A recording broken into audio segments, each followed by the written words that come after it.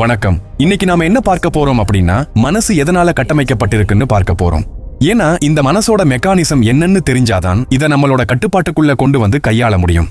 மனதின் பிறப்பு எதிலிருந்து வந்ததுன்னு பார்த்தா, மாயையிலிருந்து வந்ததுதான் மனம். அதுவும் அசுத்த மாயையில் இருக்கிற பிரகிருதி மாயை என்ற ஒரு மெட்டீரியலால் ஆனது. இந்த மனம் முக்கியமான 4 கூறுகளை உள்ளடக்கியது.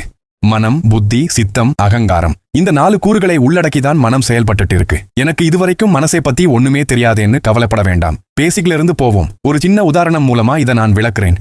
பார்த்தல், கேட்டல், சுவைத்தல், முகர்தல், தொடு உணர்வு போன்ற 5 உணர்வுகளும் யாரோட கட்டுப்பாட்டின் கீழ் இயங்குது?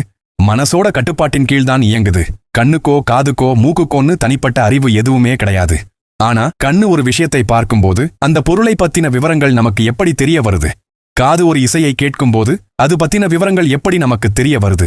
கண்ணு ஒரு விஷயத்தை பார்த்த மாத்திரத்திலேயே அது பத்தின விவரங்களை மனதுக்கு அனுப்புது. காது கேட்ட உடனேவே மனதுக்கு அனுப்புது.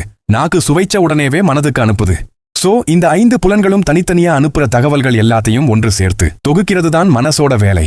வந்த தகவல்கள் எல்லாத்தையும் ஒன்னா ஒரே ஃபைலா கம்ப்ரஸ் பண்ணி புத்திக்கு அனுப்புறது தான் மனசோட வேலை. அது எப்படி அனுப்புதுன்னு பாத்தீங்கன்னா, மனம் புத்தி கிட்ட இந்த மாதிரி விஷயத்த பார்த்திருக்கு, இது பத்தின விவரங்களை கொடு, இது நல்லதா கெட்டதான்னு பார்த்து சொல்லுன்னு கேக்குது. புத்தியோட வேலை மனசு அனுப்பின ஃபைலை எக்ஸ்ட்ராக்ட் பண்ணி அனலைஸ் பண்றதுதான். எப்படி அனலைஸ் பண்ணும்? இந்த மாதிரி ஃபைல்ஸ் வந்திருக்கு, இது சம்பந்தமான ஃபைல்ஸ் உன்கிட்ட இருக்கா அனு சித்தம் கிட்ட கேட்கும். அது ஏன் சித்தத்தை கிட்ட கேக்குதுன்னு பாத்தீங்கன்னா, சித்தம் தான் பழைய நினைவு பதிவுகளை வைத்திருக்கும். இதற்கு கர்மா என்ற பெயரும் உண்டு. சித்தம் தன்னுடைய ஸ்டோரேஜ்ல இருந்து தகவல்களை புத்திக்கு கொடுக்கும். சித்தம் நாம் அனுபவிக்கிற நல்லது, கெட்டது, இன்பம், துன்பம்னு எல்லா விஷயத்தையும் ஸ்டோர் பண்ணி வைக்கும் இடம்தான்.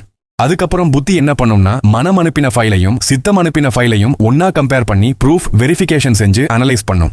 இந்த உணவு இதை ஏற்கனவே சாப்பிட்டிருக்கோம், இது நல்லது, இது கெட்டதுன்னு புத்தி மனசுகிட்ட சொல்லும். அதுக்கப்புறம் தான் மனசுக்கு ஒரு தெளிவான காட்சி கிடைக்கும். அதுவரைக்கும் தெளிவில்லாத காட்சியா இருக்கும். தெளிவில்லாத காட்சிக்கு நிர்விகற்ப காட்சி என்றும், புத்தி அனலைஸ் செய்து சொன்ன பிறகு கிடைக்கும் தெளிவான காட்சிக்கு சவிகற்ப காட்சி என்றும் பெயர். இதோட இந்த மெக்கானிசம் முடியல. அதுக்கப்புறம் தான் முக்கியமான ஒருத்தர் உள்ள வராரு. அவர்தான் அகங்காரம்.